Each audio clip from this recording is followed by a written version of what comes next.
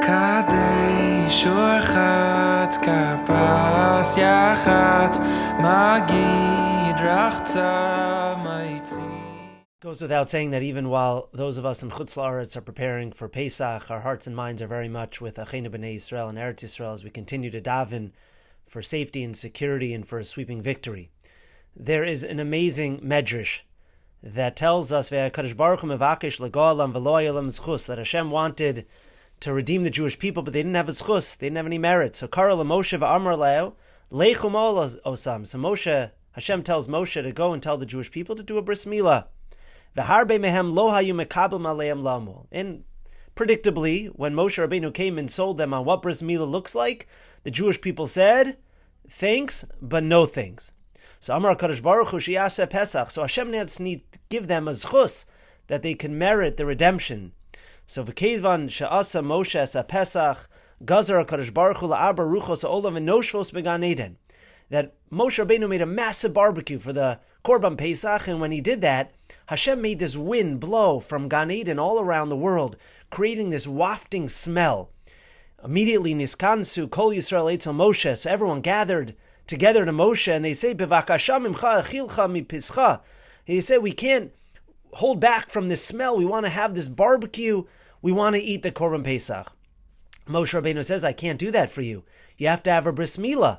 Miyad nasnu atzmam umalu. So immediately they all ran and they had a bris milah. Asked Rav Yaakov Moshe Charlap, what is going on here?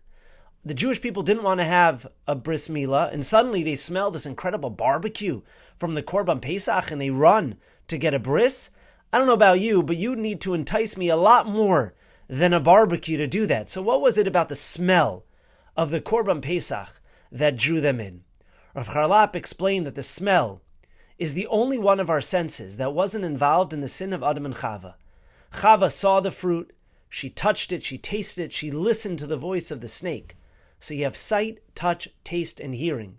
But nowhere does the Torah tell us that she smelled it. Reach, smell, was left entirely untouched. It was unadulterated and uncorrupted. It remained completely pure. It was the only one of the five senses that was spared from being tainted by sin.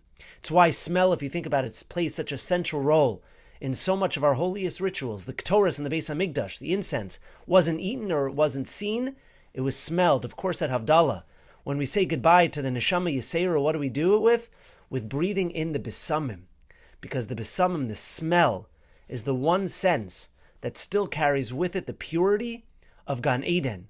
It's the one sense that helps us remember who we are and where we belong. And so Rav Charlap teaches that when Hashem wanted to liberate the Jewish people from the depths of Mitzrayim, a place that was in the Memtesh Arei Tuma, before he could free them physically, he had to awaken their identity. He needed to remind them of who they truly were and what they were capable of. And so how does Hashem begin the process of Geula? What tool does he use to stir the dormant spark within each and every one of them? He turns to the sense of smell. And it was that rich, sacred smell of the Korban Pesach wafting through the air, that barbecue, that reminded the Jewish people of who they are and of what their essence is.